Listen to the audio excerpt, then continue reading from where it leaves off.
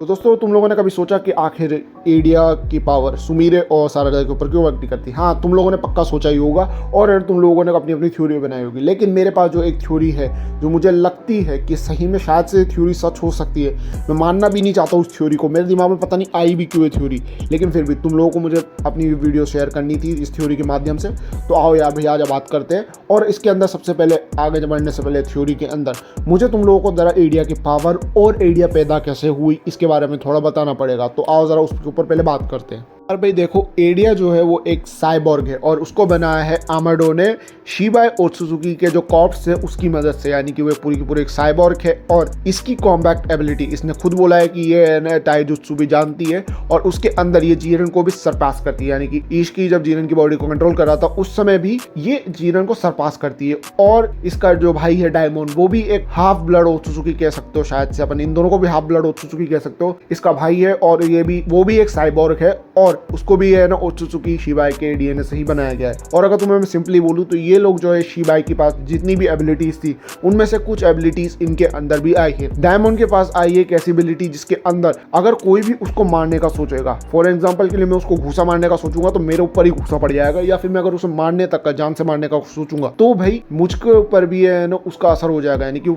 किसी भी चीज को रिफ्लेक्ट बैक कर सकता है। फर्क नहीं पड़ता कि तुम अपने मन में सोचो कि या फिर उसके ऊपर डायरेक्टली घूसा मार दो, फिर भी तुम्हें चोट लगेगी। और एडिया के पास जो पावर है, मतलब देखो डायमंड के पास तो है ना ज्यादातर सिर्फ एक ही पावर है, उसके अलावा वो काफी ज्यादा पावरफुल भी बताया गया है, मतलब कॉम्बैट एबिलिटी के हिसाब से। और उसके अलावा एडिया के पास जो पावर है उसके पास है ना लिटरली हमें 3 पावर बताई गई है। पहली है उसकी चार्म पावर, जिसकी मदद से तुम कोई से भी जेंडर के हो, तुम है ना उससे ना प्यार कर बैठोगे। कुल मिलाकर तुम उसके हर ऑर्डर को फॉलो करोगे, तुम उसको कभी चोट नहीं पहुंचा सकते। आखिर प्यार में चोट कौन पहुंचाता है। दूसरी इसकी एबिलिटी है जिसका नाम है सेंड्रेगान, जो इसकी आंखों में है। असल में इसके पास जो आंख है उसकी इसकी लेफ्ट आई, उसके अंदर ये पावर है कि ये पूरे वर्ल्ड में जो भी कुछ चल रहा है वो सब देख सकती है। लिटरली फर्क नहीं पड़ता तुम कहाँ बैठे हुए, कहाँ पे हो, पूरे वर्ल्ड के अंदर तुम कहीं पे भी बैठे हो गई, तुम्हें देख सकती है, आराम से ट्रैक डाउन कर सकती है। और तुम क्या सुन रहे हो, यानी कि तुम क्या बोल रहे हो, ये वो देख सकती है। और सॉरी, सुन सकती है मतलब। और है ना बस तुम अपने दिमाग में जो चीजें बोल रहे होंगे वो शायद से सुन नहीं सकती। उसके अलावा इसकी एबिलिटी की, मतलब इस आई की एक और ये पावर है कि ये जो पास्ट के अंदर इंसिडेंट हुए जो इसने नहीं देखे वो भी इस चीज को देख सकती है। यानी कि जितने साल की ये है उतने साल तक ही ये देख सकती है। ये 19 साल की है तो सिर्फ ये 19 साल पीछे तक का जितना भी कुछ इंसिडेंट हुआ है वो सब देख सकती है। अगर उससे पहले देखती तो इसे बहुत सी चीजें पता चलती।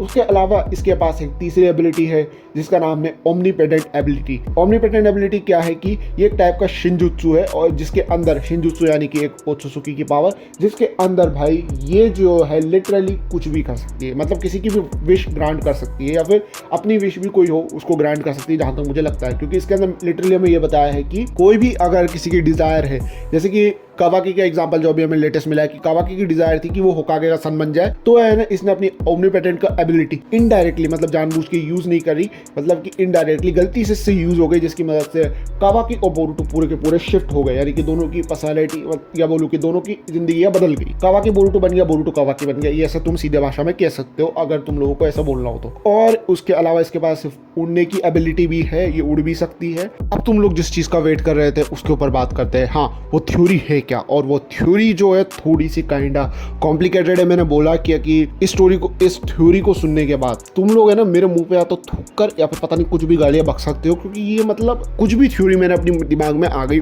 और बना दी। अब वो थ्योरी क्या है ये भी सुन लो। अगर तुम लोगों को पता हो तो एडिया ने खुद बोला है कि है ना मेरे जो चार्म पावर है उसका इफेक्ट सिर्फ उन लोगों पे नहीं होता जो मुझसे ब्लड से रिलेटेड है, जैसा उसका भाई, और दूसरा जो ओत्सुजुकी है जिसका एग्जांपल है बोरुतो कावाकी और कोड। और इसके अलावा और कोई भी जो है वो मेरी पावर से अफेक्ट करेगा। लेकिन सुमीरे और सारादा ये जो क्यों आखिर ना अफेक्ट नहीं हुई, तो इसका एक सीधा मुझे एक रीजन लग रहा है कि ये चारों के चारों किसी तरह ब्लड से रिलेटेड है। अब तुम लोग बोलोगे ऐसा क्यों मैं बोल रहा था कि ये बकवास थ्योरी ये तो सभी के दिमाग में चल रही होगी, लेकिन किससे रिलेटेड, कौन से ब्लड से रिलेटेड है, इसको सुनने के बाद तुम लोग मुझे पक्का है ना जूते मारने वाले हो। क्योंकि मैं बोलने वाला हूँ इसके अंदर जिसका मैं नाम ले रहा हूँ वो है भाई साकुरा। लिटरली भाई देखो यार भाई, ये एक बहुत ही बड़ा रीजन मुझे लग रहा है, क्योंकि भाई देखो हमें पहले लग रहा था चैप्टर्स के आगे जो लेटेस्ट चैप्टर निकल के आए थे उसमें लग रहा था कि ये है ना, मतलब अगर रीजन हो सकता है कि ये है ना साराडा के ऊपर वर्क ना करे वो सास्के की वजह से, लेकिन सास्के भी इफेक्ट हुआ है, तो सास्के का जो उचिया ब्लड का तो कुछ काम आया नहीं। उसके अलावा सुमीरे भी इफेक्ट हुई है, यानी कि सुमीरे सॉरी इफेक्ट नहीं हुई है, तो मतलब कुछ ना कुछ तो रीजन होगा कि इन दोनों का तो एक ब्लड से रिलेशन ही लग रहा है। और साकुरा साराडा की मदर है इतना हम जानते हैं, और उसके अलावा सुमीरी की मदर के बारे में हमें पता नहीं कि वो कौन सी क्लैन से आई है, सेम क्लैन से इतना मुझे पता नहीं कि दोनों सेम क्लैन से बिलोंग करते हैं। और उसके अलावा जो एडिया के मदर फादर है, फादर का तो अपन बोल सकते हैं कि ये है ना शिबा है, क्योंकि भाई उसी के डीएनए से बनाया है, और मदर का डीएनए के लिए भी तो कुछ लिया होगा। अब किसी ना किसी हागरुमो का किसी भी इंसान का उठा लो तो मतलब, या फिर ऐसा भी हो सकता है। देखो भाई ये क्लियरली मेंशन नहीं है मांगा के अंदर कि ये दोनों किस तरीके के साइबोर्ग है।